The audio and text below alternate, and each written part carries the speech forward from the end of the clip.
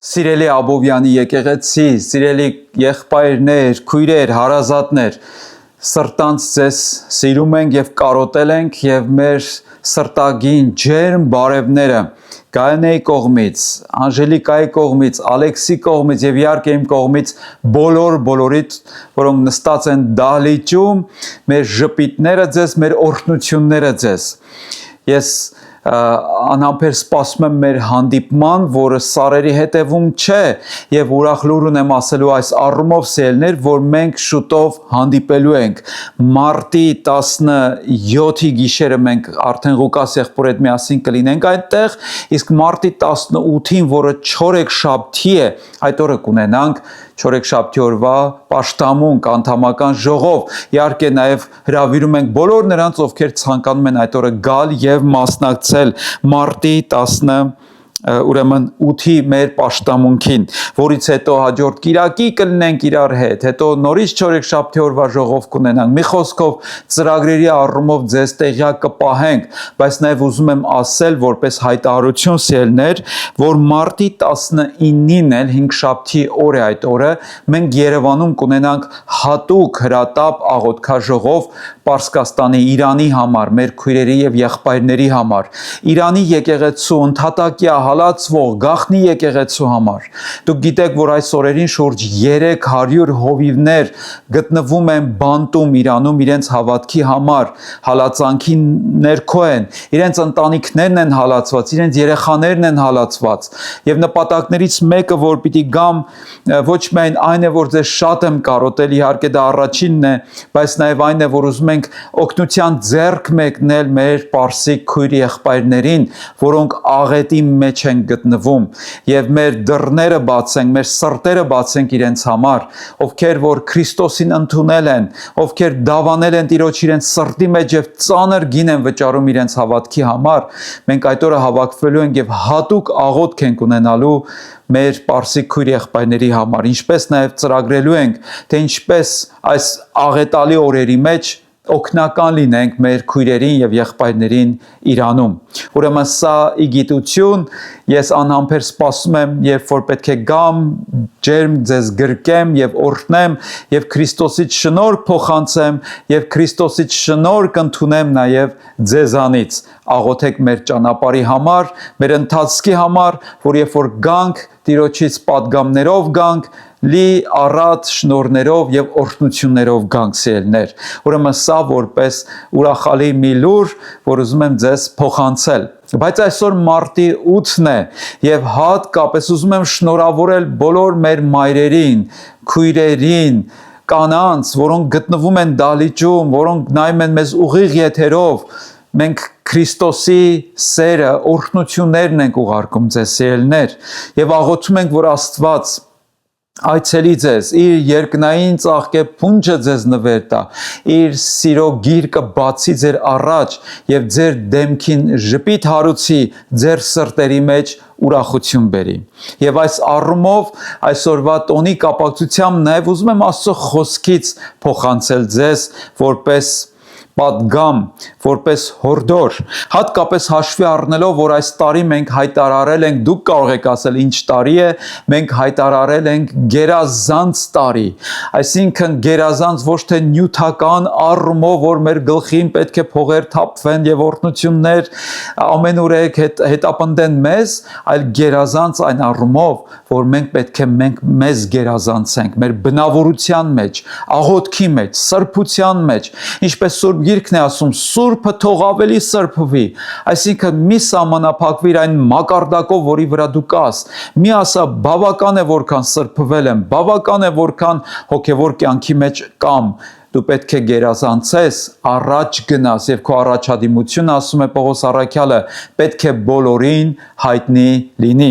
Եվ այսօրվա տոնի կապակցությամբ, այս առիթի կապակցությամբ իմ խոսքն եմ ուզում փոխանցել եւ վերնագիրը հենց այսպես է կոչվում՝ գերազանց կինը, գերազանց կինը։ Այս բառը արդեն մեզ հուշում է որոշ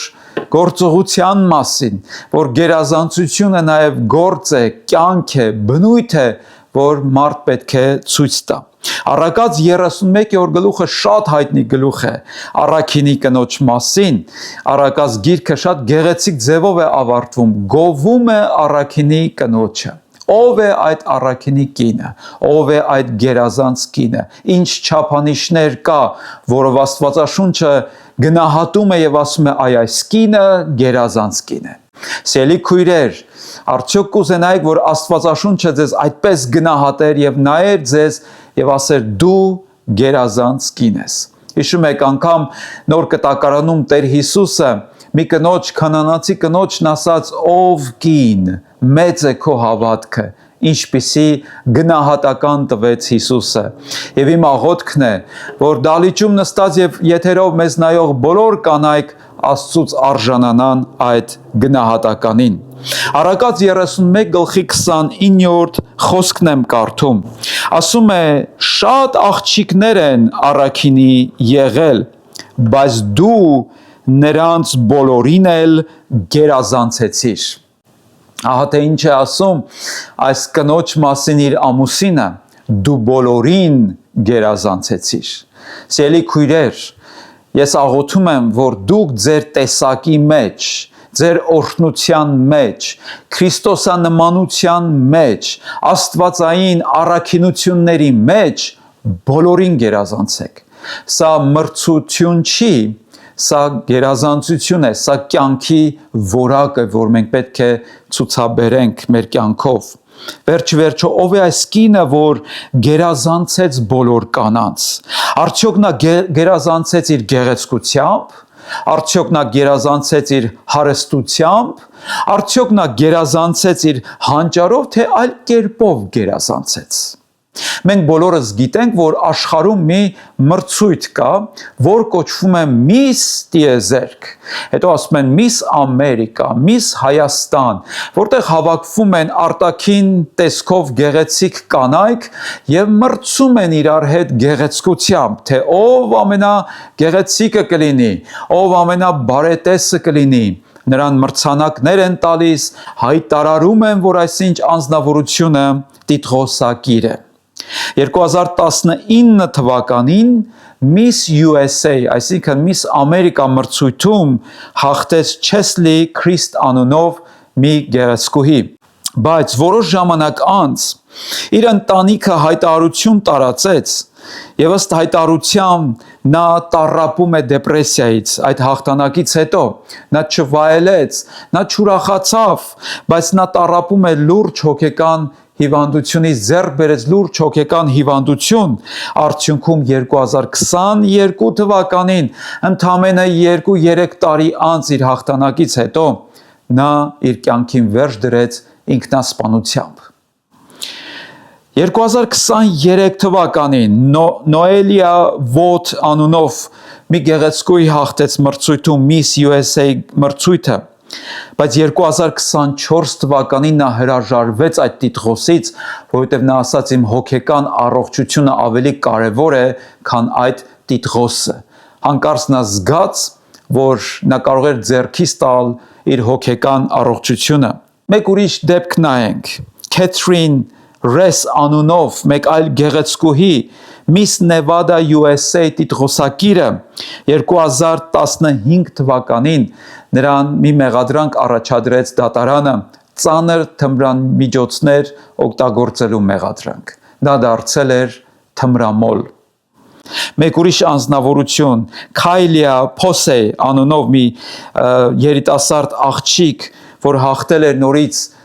գեղեցկության մրցույթը, բայց վերջ դրեց իր կյանքին ինքնասպանությամբ։ Ուրեմն մենք հասկանում ենք, որ այս գերազանցությունը արտաքին տեսքի գերազանցություն չէ, սիրելի քույրեր։ Աշխարհի մեջ մրցում են իրար հետ, թե ով ավելի գեղեցիկ կլինի, ով ավելի բարետես կլինի, ով ավելի ուժեղ տպավորություն կթողնի մարդկանց վրա, լսարանի վրա, ժյուրիի վրա, բայց վերջնական գնահատականը մեր կյանքի, մեր ապրած կյանքի տալիս է ոչ թե հասարակությունը, ոչ թե ժյուրին, որ նստած է դահլիճում, այլ տալիս է Աստծո խոսքը։ Մարտի 8-ին աշխարհը կանանց ծաղիկներ է նվիրում, նշում են այդ օրը, հիշում են այդ օրը Երբեմն միայն այդ օրն են նշում եւ գնահատում, բայց Աստծո խոսքը ոչ թե ծաղիկներ է պարզապես տալիս կանանց, Աստծո խոսքը ուզում է գնահատական տալ կանանց։ Աստծո խոսքն ուզում է ճիշտ չափանիշ փոխանցել կանանց, ճիշտ առաքելություն եւ առաքինություն։ Առակաց 31-ում մենք տեսնում ենք մի տեսարան, որտեղ այս կնոջ որդիները կանգնում են, նրան գովում են։ Նրա ամուսինը նրան գովում է եւ ասում է դու գերազանց ես բոլոր աղջիկներից։ Ասում է նրա ամուսնու սիրտը վստահ է նրա վրա։ Նա արժանանում է թագ ու պսակին, այդ գովեստին եւ նաեւ արժանանում է կարծես Աստծո խոսքի գովեստին։ Այս բոլոր գեղեցկուհիները, որոնց անունները ես թվարկեցի, նրանք թեպետ գեղեցկության մրցույթներում հաղթող հայտարարվեցին, ճանաչվեցին, տիտղոսակիր դարձան, բայց իրականում նրանք հակադրվում են մեկ ուրիշ գեղեցկուհուն, Մայր Թերեզային, որը մարկային չափանիշներով ամենևին գեղեցկուհի չէր, իր տեսքը այդքան գեղեցիկ չէր, բայց իր առաքինությունը մնաց մարդկության պատմության մեջ որպես օրինակելի։ Բոլոր լեզուներում նա կոչվեց Մայր, որովհետև օգնության ձեռք մեկնեց Հնդկաստանի որբերին, որոնց ոչ ոք չէր օգնում։ Ուրեմն Աստվածաշունչը գեղեցկությունը չափում է ոչ թե արտաքին տեսքով, այլ ներքին էությամբ, ինչ բնավորություն ունես դու։ Վերջ-վերջո Աստծո խոսքն ասում է, որ մարդու գեղեցկությունը դաշտի խոտի նման է, խոտի ծաղկի նման է, մի օր պիտի դա թառամի եւ թոշնի, վերանա եւ չորանա,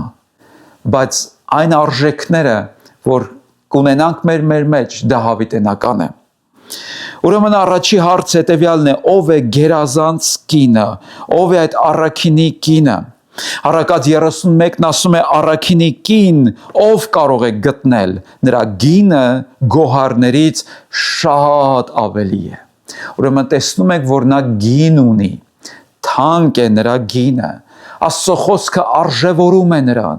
Սելի քույրս, որ դու նստած ես դահլիճում եւ նայում ես եթերով, ուզում եմ ասել, որ քո գինը կախված չէ նրանից, թե մարդիկ ինչ արժեք կտան քեզ, այլ կախված է նրանից, թե Աստված ինչ արժեք է տալիս քեզ։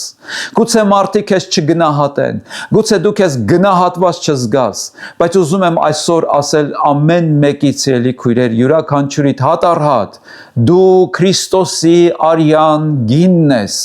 դու Աստծո համար անգին ես, դու Աստծո համար արժացել ես իր որդու կյանքին, հետևաբար էժան մի գնահատիր քեզ։ Ես չեմ ասում աշխարհային մտածելակերպով քեզ թանկացրու, որ մարդիկ քեզ հետ չհաղորդակցվեն, բայց արժեքդ իմացիր, եւ քեզ արժեք տվողը ոչ թե մարդն է իր պիտակներով, ինչպես աշխարհի մեջ սովորաբար ասում են թանկագին ես, որքան շատ եմ քեզ գնահատում, ինչքան թանկ ես դու ինձ համար, բայց նույն այդ խոսքերը ասողները կարող են մեզ նաև արժեզրկել։ Իսկ Աստված նայում է մեզ եւ ասում է դու իմ որդու արյան գինն ես։ Մեկ այլ տեղ Աստվածաշունչն ասում է սուտ է վայելչությունը եւ ունայն գեղեցկությունը։ Աշխարհի մեջ վայելչությունը եւ գեղեցկությունը գնահատվում է բարձր եւ այս գեղեցկույները, որ հաղթում են այս մրցույթում, պայմանագիր են կնքում տարբեր կազմակերպությունների հետ, առևտրային կազմակերպությունների հետ, որպեսզի ներկայացնեն իրենց, լինեն իրենց դեմքը,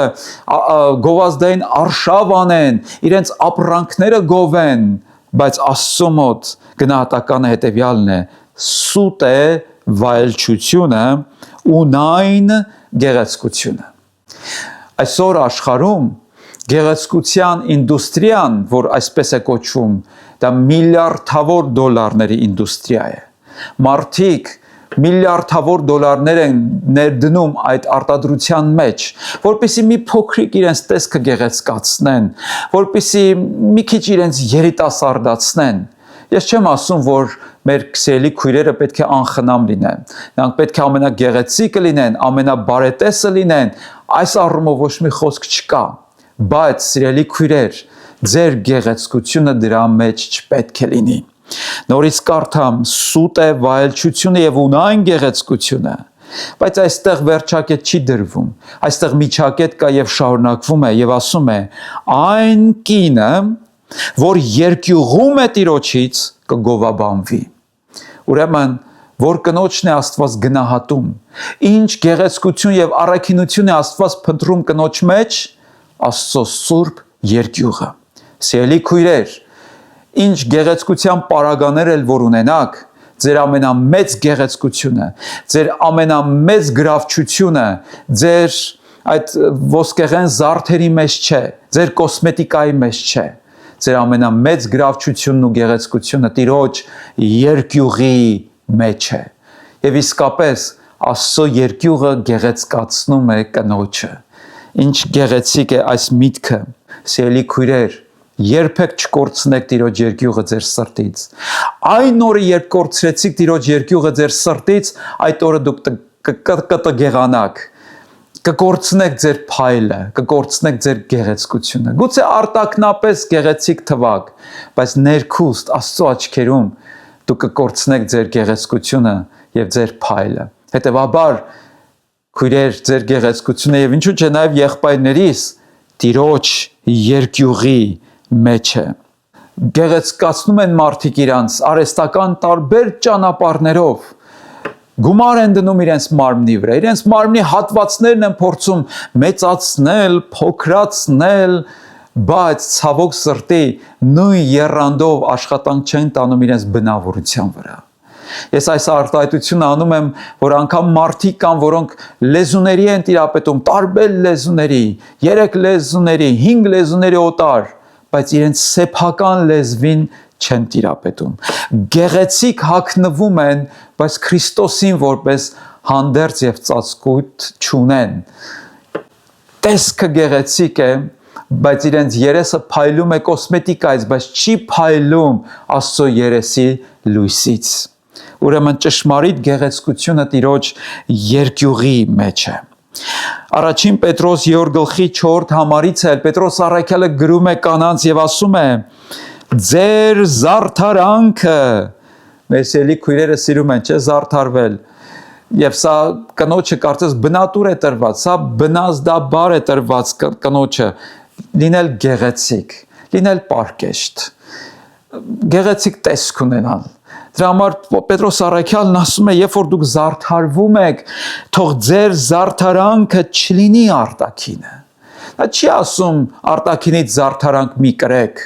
Նա ասում է թող դա չլինի ձեր զարդարանքը, թող դա չլինի ձեր հարստությունը, թող դրա մեջ չլինի ձեր առաքինությունը։ Ուրեմն ձեր զարդարանքը թող չլինի արտաքինը, մազերը հյուսելը, ոսկեղեն դնելը կամ շքեղ զգեստներ հագնելը, որովհետև շատ կանայք իրենց գեղեցկությունը չափում են ըստ իրենց հագած զգեստներով, որքան բրենդային է, որքան թանկ է, իրենց հյուսվածքներով, իրենց զարդեղենով, բայց Աստծո խոսքն ասում է թող դա չլինի ձեր զարդարանքն ու գանձը, այլ ինչը շարունակում է եւ ասում է, այլ ներքինը, սրտի ծպտված մարդը, հեզ եւ հանդարտ հոգու անեղծությամբ, որն Աստծո առաջ առավել արժեքավոր է, առավել արժեքավոր է։ Սիրելի քույրեր, ձեր արտաքին տեսքով կարող եք տպավորություն թողնել մարդկանց վրա, ձեր գեղեցկությամբ, ձեր զարդերով, ձեր հագուկապով, բայց եկեք խոստովանենք, որ Աստծո վրա ձեր ոսկեղենով տպավորություն չեք կարող թողնել։ Աստծուն տպավորում է ձեր սիրտը, ձեր բնավորությունը, ձեր Քրիստոսանման վարքը, ձեր զսպվածությունը, ձեր ժուշկալությունը, ձեր խոհեմությունը։ Աստծուն տպավորում է այն երկյուղը, որ դուք ունեք ձեր սրտերում իր հանդեպ, սրտի ծածուկ մարդը հեզ եւ հանդարտ հոգու անեղծությամբ։ Ահա տեսեք, թե որն է ճշմարիտ գանձը, որն է ճշմարիտ զարդարանքը, հեզություն եւ հանդարտություն եւ հոգու անեղծություն։ Եվ 5-րդ խոսքն ասում է, որովհետեւ մի ժամանակ այդպես էին զարդարվում իրենց հույսը Աստծո վրա դրած սուրբ կանայք, որոնք հնազանդվում էին իրենց ամուսիններին։ Ահա տեսեք, ինչ գեղեցիկ համադրություն, ինչ գեղեցիկ օրինակ։ Աստծո սուրբ կանայք էլ իրենց զարդարում էին, բայց ինչպես զարդարում էին հնազանդվելով իրենց ամուսիններին, զարդարում էին հոգևոր արժեքներով, զարդարում էին այն հույսով, որ ունեին Աստծո հանդեպ։ Ես ցավում եմ, որ այսօր վայրի մրցակցություն է սկսվել աշխարհում եւ ինչու՞ չէ նաեւ որոշ հոգևոր շրջանակներում, երբ որ մարդիկ մրցակցում են իրար այդ արտաքին տեսքով, որպեսզի տպավորություն թողնեն ուրիշների վրա։ Մենք ապրում ենք սոցիալական մեդիայի դարաշրջանում, որտեղ ամենուրեք կարծես ժպտացող, երջանիկ նկարներ ու պատկերներ են, որտեղ մարդիկ մրցակցում են իրար հետ, թե ով ավելի գեղեցիկ նկար կտեղադրի, ով ավելի տպավորիչ մի տեսանյութ կտեղադրի, որ ցույց տա, ապացուցի մարդկանց, որ որքան իրենք երջանիկ են։ Բայց որքան նկարները փայլուն են, այնքան հոգևոր արժեքները խամրում են։ Որքան մարդը ցուցամոլ է, այնքան նա դառնում է ավելի դատարկ եւ փուչ։ Ուրեմն, սիրելիներ, մեր զարդարանքը թող չլինի մեր արտաքինը, այլ մեր ներսի էությամբ եւ բնավորությամբ եւ քրիստոսանմանությամբ զարդարվենք, հատկապես մեր սիրելի քույրերը։ Գերազանց կինը ով է այս կինը, որին Աստվածաշունչը այդքան գովում է եւ ասում է դու գերազանցեցիր։ Այո, իմ աղոթքը սա է, որ այսօր դահլիճում նստած ամեն մի կին գերազանց լինի իր կյանքում, իր ոլորտի մեջ։ Այս կինը իր ներսում մի թաքուն սրբարան ունի, աղոթքի կյանք ունի, երկրպագության սենյակ ունի, այս կինն իր ներսում ունի պաշտամունք, այս կինը իր ներսում ունի գեղեցկություն, որ կարծես ծածկված է շատերի աչքերից, գերազանցությունը արտաքին, դրսևանց երևույթի մեջ չէ, գերազանցությունը մեր ներսի էության մեջ է։ Ասում է, որ նրա գանձը Տիրոջ երկյուղն է։ Սիրելի քույր, ինչ ես այսօր դու գնահատում, ինչ ես այսօր դու արժևորում։ Իմ աղոթքը սա է, որ ամեն արժեքներից ավելին Տիրոջ երկյուղը դարձնես քո գանձը եւ քո հարստությունը։ Ինչ հարցերում է այս կինը գերազանցել, որ իր ամուսինը նման գնահատական տվեց։ Նախ, գերազանց կինը գերազանցում է մյուսներին սրտով, որովհետև Աստծոց երկյուղ ունի։ Հիշենք Ելից առաջին գլխի մեջ երկու կանանց, Աստվածաշունչը անգամ նրանց անուններն է տալիս, Սեփրային հիշենք եւ Փուային հիշենք, որոնք մանկաբարձներն էին Եգիպտոսում։ Ելից առաջին գլխի 15-ից 17-ում ասում է Եգիպտոսի թագավորը խոսեց եբրայեցիների մանկաբարձների հետ, որոնցից մեկի անունը Սեփրա էր, իսկ մյուսինը Փուա։ Եվ ասաց եբրայեցի կանանց, երբ ծնունդ ընդունելիս լինեք, նայեք թե տղա է, մերցրեք նրան, իսկ թե աղջիկ է, թողեք ապրի։ Սակայն մանկաբարձները վախեցան Աստծուց եւ չարեցին այն, ինչ Եգիպտոսի թագավորն ասել էր իրենց։ Նրանք ընտրեցին Տիրոջ երկյուղը։ Նրանք կարող էին վախենալ փարավոնից, բայց քանի որ վախենում էին փարավոնից ավելի բարձր եղող թագավորից, փարավոնից չվախեցան։ Ես կուզենամ, որ մեր քույրերի մասին, մեր մայրերի մասին, մեր կանանց մասին Աստծո խոսքը այսպիսի գնահատական տա։ Նրանք չվախեցան փարավոնից, նրանք չվախեցան աշխարհից, նրանք չվախեցան մարդկանց կարծիքներից, որովհետև վախեցան Աստծուց։ Ահա ամենամեծ գանձը, ամենամեծ գեղեցկությունը, ամենամեծ առաքինությունը, որ կարող է գերազանց կինն ունենալ իր կյանքի մեջ եւ իր սրտի մեջ, դա Տիրոջ երկյուղն է։ Գերազանց կինը այն չէ, ով միշտ հեշտ ճանապարհն է ընտրում, այլ նա է, ով ճիշտն է ընտրում, նույնիսկ երբ դա վտանգավոր է, նույնիսկ երբ ռիսկ կա, բայց քանի որ դու երկյուղում ես Աստծուց, չես վախենում ռիսկերից, չես վախենում մարդկանցից։ Շատ առաքինի կանայք են եղել, որոնք ցեղասպանության ժամանակ, հայոց ցեղասպանության ժամանակ թողեցին իրենց փափկասուն կյանքը Նորվեգիայում, Դանիայում, Շվեդիայում, Միացյալ Նահանգներում եւ եկան Արևմտյան Հայաստան, Օսմանյան կայսրություն, որ փլուզվում էր այդ ժամանակ եւ անիշխանություն էր, եւ տեր կանգնեցին հայ որբերին, հայ կանանց։ նրանք նախընտրեցին նախատվել, չարչարանք կրել, քանց թե շարունակել մնալ իրենց եվրոպական հարմարավետ կյանքի մեջ։ Ուրեմն սա է ճշմարիտ գեղեցկությունը եւ առաքինությունը։ Հաջորդ բանը, երկրորդ բանը, որ ուզում եմ ասել, հետեւյալն է. այս կինը, որ գերազանց էր, նա գերազանցում է հավատքով, որովհետեւ հավատում է Աստծո խոսքին։ Սելի քույրեր, ուզում եմ ձեզ հարց տալ, հավատում եք դուք Աստծո խոսքին։ Արդյոք անվերապահ հավատք եւ հնազանդություն եք տածում Աստծո խոսքի հանդեպ։ Հիշում եք մի կին, որ կարիք ուներ բժշկության, երբ որ իր ձեռքը մեկնեց դիպավ Հիսուսի հանդերձի ծայրին, եւ Տեր Հիսուսը նրան ասաց. ով դուստր, քո հավատքը փրկեց քեզ, գնա խաղաղությամբ։ Երկրորդ գեղեցկությունը, գանձը, առաքինությունը, որ ամեն մի Աստծո կին պետք է ունենա իր սրտի մեջ, դա հավատքն է Քրիստոսի հանդեպ, փրկարար հավատք, բժշկարար հավատք։ Եբրայեցիներին 11:11-ում էլ ասվում է, որ հավատքով Սառան, որ ամուլ էր, սերմն ընդունելու զորություն ստացավ եւ առաջացած տարիքում որդի ծնեց, որովհետեւ խոստացողին հավատարիմ համարեց։ Ահա հավատքը, որ պետք է կինը ունենա իր սրտի մեջ, ինչպես Սառան, գերազանց կինը այն է,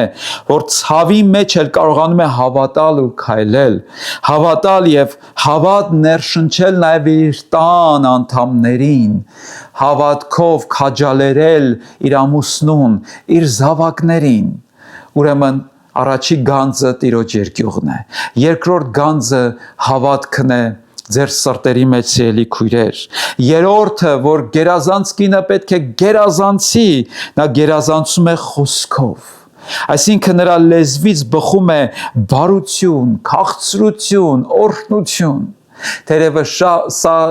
դժվար է շատերի համար, բայց ոչ անհնարին, որովհետև եթե մեր սրտի մեջ ունենանք Տիրոջ երկյուղը, մեր լեզուն էլ, հիշում եք Տեր Հիսուսն ինչ ասաց, լեզուն խոսում է սրտի ավելցուկից, ամեն բան սրտից է գալիս։ Առակաց 31:25-26 ասում է. զորությունն ու պատիվն են նրա զգեստը եւ ուրախ է հետագա օրերի համար։ Նա իր բերանը իմաստությամբ է բացում եւ նրա լեզվի վրա բարության ուսուցում կա։ Նա իր բերանը չի բացում անիմաստ, իր բերանը բացում է իմաստությամբ եւ նրա լեզվի վրա բարության ուսուցում կա։ Սիրելի քույրեր, քննեք ձեր լեզուները։ Արդյոք ձեր լեզվով ապրեցնում եք, թե սպանում։ Արդյոք ձեր լեզվով շինում եք, թե կառուցում։ Արդյոք ձեր լեզվով հրդեհում եք, թե հովացնում։ Աստվածաշունչն ասում է, որ մահն ու կյանքը որտեղ է, լեզվի ձեռքին է, լեզվի իշխանության տակ է։ Ոմանք լեզվով քանդում են, ոմանք լեզվով շինում են, ոմանք լեզվով հրդեհում են, ինչպես Հակոբոս առաքյալն է ասում, որ լեզուն էլ մի կրակ է, ոմանք լեզվով էլ խաղաղություն են անում։ Ուրեմն սիրելի քույր, քո գանձը գտնվում է նաև քո բերանի մեջ, դա քո լեզուն է։ Այն կարող է դառնալ մահվան գործիք, կարող է դառնալ կյանքի գործիք, կարող է դառնալ ապրեցնող գործիք։ Դու կարող ես որոշում կայացնել, որ այսուհետև իմ լեզուն կյանքի գործիք է։ Իմ բերանի պարունակությունը պետք է ապրեցնի լսողին, շնորհք տա լսողին եւ ոչ թե զրկի շնորհքից լսողին։ Գերազանց կնոջ խոսքը տուն է կառուցում եւ ոչ թե տուն քանդում։ Գերազանց կնոջ լեզուն մխիթարում է, գերազանց կնոջ լեզուն սեր է փոխանցում, քաջալերում է, հույս է տալիս, իր ամուսնու համար ուժի աղբյուր է։ Ես շատ կանանց եմ տեսել, որոնք լեզվով իրենց ամուսիններին դարձրել են թույլ, տկար, դարձրել են անօգնական մեկը։ Կանանց եմ տեսել, հատկապես իմ կյանքում, իմ կնոջ կողմից, որ իր լեզվով կարող է իր ամուսնուն այնպես թև տալ, այնպես ուժ տալ, որ ամուսինը քաջագործություններ անի, հերոսություններ անի։ Ուրեմն սիրելի քույրեր, որոշեք, որ ձեր լեզուն կարող է դառնալ ձեր գանձը, ձեր հարստությունը, ձեր շնորհքի աղբյուրը։ Հաջորդ բանը, որ տեսնում ենք, այս կինը գերազանց էր նաև իր ձեռքերով, ոչ միայն սրտով, ոչ միայն հավատքով, ոչ միայն նա գերազանց էր իր լեզվով, այլ գերազանց է նաև իր ձեռքերով, իր աշխատասիրությամբ։ Առակաց 31:20-ն ասում է. նա իր ձեռքը պարզում է աղքատին եւ ձեռք մեկնում կարոտյալին։ Իհարկե այդ կնոջ մասին նկարագրված է, որ նա նաև շատ ձեռնունայն նա շատ ձեռներեց կին է, գործ է անում, բիզնես է դնում, եկամուտ է ստանում, բայց այդ ձեռքերը ոչ միայն եկամուտ բերող ձեռքեր են, ոչ միայն ընդունող ձեռքեր են, այլև տվող ձեռքեր են։ Հենց Առաքինի կինը, գերազանց կինը սրանում է գերազանց, որ նա իր ձեռքը պարզում է։ Սելի քույրս, որտեղ են քո ձեռքերը պարզված։ Դու կարող ես ասել իմ ձեռքը հազիվ ինձ օգնի, բայց ես մի բան գիտեմ, եթե քո ձեռքը պարզես դեպի աղքատը, դեպի կարոտյալը, կա մեկ ուրիշ ձեռք, որ երկնքից կպարզվի դեպի քեզ, դեպի քո կարիքը եւ դեպի քո խնդիրը։ Հետևաբար գերազանցությունը երևում է այն պահին, երբ կինը ոչ միայն իր տան սահմաններում է ապրում, այլ իր սահմաններից դուրս է գալիս եւ իր ձեռքը պարզում է կարիքավորին, հագցնում է մերկին, կերակրում է սովածին։ Դու կարող ես ինքդ Մայր Թերեզա լինել քո շենքում, կարող ես Մայր Թերեզա լինել քո քաղաքում, քո գյուղում, քո միջավայրում եւ դրանով հանդերձ ցույց տալ Քրիստոսի առաքինությունը, Քրիստոսի կերպարը եւ էությունը։ Գերազանց կինը աշխատում է, ստեղծում է, բայց նաեւ բաժնեկցում է իր օրհնությամբ ուրիշների հետ։ Նա չի կուտակում պարզապես, նա չի ագահի նման հավաքում եւ ժլատի նման իրեն պահում ամեն բան, նա նաեւ առատաձեռն է, իր ձեռքը պարզում է։ Սելի մայրեր, կարող եք այսօր դուք ձեր ձեռքերը պարզեք աղոթքով ու դեպի ուրիշները։ Կարող եք ձեր ձեռքերը բարձրացնել բարեխոսությամբ ոչ միայն ձեր ամուսինների եւ զավակների համար, այլև ձեր ազգի համար, ձեր շրջապատի համար, կարոտյալների եւ կորուսյալների համար։ Ձեր օգնության ձեռքը մեկնել նաեւ օտարականներին, անկացներին բարձրացնելու համար։ Կուզենամ մի բան նայենք մեր ձեռքերին։ Այս ձեռքերը կարող են Աստծո ձեռքերը լինել, կարող են մեր ձեռքերը ծառայել Աստծո նպատակի համար, ինչ որ մեկին բարձրացնելու եւ օրհնելու համար։ Ուրեմն այս կինը գերազանց էր, իր ձեռքերով էլ։ Գործք առաքելոց 16-րդ գլխի մեջ 14 համարում տեսնում ենք մի գործարար կնոջ մասին է նկարագրվում Լիդիա անունով, ասում է Լիդիա անունով աստվածավախ մի կին կար, նորից տեսնում ենք ինչպես է իրեն նկարագրում աստվածավախ է Լիդիան, որ Թիվատիրա քաղաքից էր եւ Ծիրանի զգեստներ վաճառող, նա լսում էր, առաքյալի քարոզը լսեց, հետո ասում է նրա սիրտը Տերն էր բացել, որպեսի լսեր Պողոսի խոսքերին։ Նա իր սիրտը բացեց եւ հետո նա իր տան դուռը բացեց առաքյալի առաջ։ Ուրեմն սելի քույրեր, սրտաբաց եղեք։ Բաներ կան, այո, կարող եք նեղվել, ձեր սիրտը կարող է նեղվել, բայց թույլ տվեք, որ Տերը ձեր սիրտը բացի։ Իսկ եթե ձեր սիրտը բացի, երկնքի դարպասներն ու պատուհաններն էլ ձեր ընտանիքի համար կբացվեն։ Ուրեմն գերազանց կինը աշխատում է, ստեղծում է, բայց նաև իր ունեցածից օրհնություն է բաժանում, իր սիրտն է բացում ուրիշների առաջ։ Եվ հաջորդը գերազանց կինը, նա գերազանցում է նաև քաջությամբ ճգնաժամի ժամանակ։ Հիշում ենք Դեբորային, որի մասին գրված է, որ այդ ժամանակ Իսրայելում դատավորություն էր անում Դեբորա մարգարեուհին, նա քաջ էր եւ Աստված Դեբորայի միջոցով հաղթանակ բերեց իր ազգի համար։ Սելի մայր, կին, քույր, դուստր, դու մի նայ որ կին ես, ուրեմն դու տկար ես, սահմանափակ ես եւ Աստված քեզ չի կարող գործածել։ Եկեք հիշենք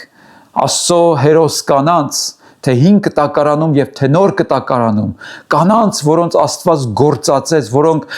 քաջություն ցուցաբերեցին, երբեմն անգամ ավելի քաջ էին, քան որոշ տղամարդիկ։ Դեբորայի միջոցով Աստված հաղթանակ բերեց իր ազգի համար։ Եկեք հիշենք քաջն Եսթերին, որը ամենածանր պահին իր ազգի կողքը եղավ։ Կյանքի գնով, մահվան ռիսկի տակ մտավ թագավորի սենյակը եւ փոխեց թագավորական որոշումը։ Հիշում ենք Մուրքեի խոսքերը նրա հասցեին, որ ասաց. ով գիտե, գուցե մի այսպիսի ժամանակի համար ես դու թագուհության հասել։ Գուցե հենց այս ժամանակի համար է Աստված քեզ դրել քո երկրի համար, քո ազգի համար, քո քաղաքի եւ քո գյուղի համար, որ օրհնություն լինես մարդկանց համար։ Եսթերը թագուհի էր դարձել, ծպտյալ հրյա էր, ոչ ոք չգիտեր այդ մասին, նա կարող էր այդպես ծպտված էլ մնար։ Եվ մտածել, որ ինչու պետք է ես իմ թագը ռիսկի դնեմ, ինչու պետք է ես մահվան սպառնալիքի առաջ հայտնվեմ, ես իմ համար պալատում ապրում եմ, վայելում եմ իմ ամուսնու բարեհաճությունը, բայց Եսթերի քաջությունը հենց սրանում էր, որ նա իր կյանքը պատրաստ էր զոհաբերել իր ազգի փրկության համար, եւ հենց այդ ժամանակին Աստված ցույց տվեց իր փրկությունը։ Աստված քո միջոցով էլ կարող է փրկել մարդկանց, փրկել շատերի կյանքը։ Հետևաբար հիշենք Դեբորային, հիշենք Եսթերին եւ քաջալերվենք։ Երազանց կինը նա չէ, ով չի վախենում ոչինչից, այլ նա է, ով հակառակ բոլոր վախերի կանգնում է իր կոչման մեջ։ Հիմա վերջում ուզում եմ ավարտել հետեւյալ կերպ. ինչպես դառնալ գերազանց կին։ Իհարկե ես չեմ կարող դառնալ գերազանց կին, ես պետք է դառնամ գերազանց ամուսին, գերազանց տղամարդ, բայց այսօր մարտի 8-ն է, ինչպես դառնալ գերազանց կին։ Առաջինը, քո հոգևոր չափանիշները վերադարձրու իրենց ճիշտ տեղը դիր եւ ճիշտ առաջնահերթություններ ունեցիր։ Քո արտաքին կերպարանքից ավելին, քո արտաքին տեսքից ավելին, շորերից, հանդերձներից, ոսկեղեններից ավելին քո հոգևոր բնույթը ավելի կարևոր է, քո հոգևոր գեղեցկությունն ավելի կարևոր է, Քրիստոսի նմանությունն ավելի կարևոր է։ Ամեն բաներից ավելին Տիրոջ երկյուղը ավելի թանկ գանձ գնահատիր։ Հաջորդը աշխատիր քո ներսի վրա եւ ոչ թե քո դրսի վրա։ Հիշում եք Տերը Սամուելին ասաց. մարդը նայում է արտաքին երևույթին, բայց Տերը սրտին է նայում։ Դու չես կարող քո արտաքին տեսքով տպավորես Աստծուն, Աստված քո սրտին է նայում, Աստված քո բնավորությանն է նայում։ Ուրեմն ուշադիր լինենք, որ նախքան մարդկանց բարեհաճությունը շահելը, Աստծո սերը, բարեհաճությունը չկորցնենք մեր կյանքից։ Երրորդ, քո լեզուն դարձրու բժշկության գործիք, եթե դու ուզում ես գերազանց կին լինել։ Ոչ թե լեզու դարձրու նետ, որ անդադ խոցում է մարդկանց, ոչ թե փուշ, որ անդադ ծակում է ամուսնուդ, երեխաներիդ, այլ քո լեզուն թող դառնա կյանքի աղբյուր, սառնորակ ջրի աղբյուր, ապրեցնող, որ ծարավ սրտերին կզովացնի, որ կոտրվածներին թև կտա, հիվանդներին կբժշկի։ Այսօր առավել եւս նեյրոգիտությունը արդեն ապացուցել է, որ իրական բժշկությունը ոչ թե պարզապես քիմիական դեղերի մեջ, այլ խոսքը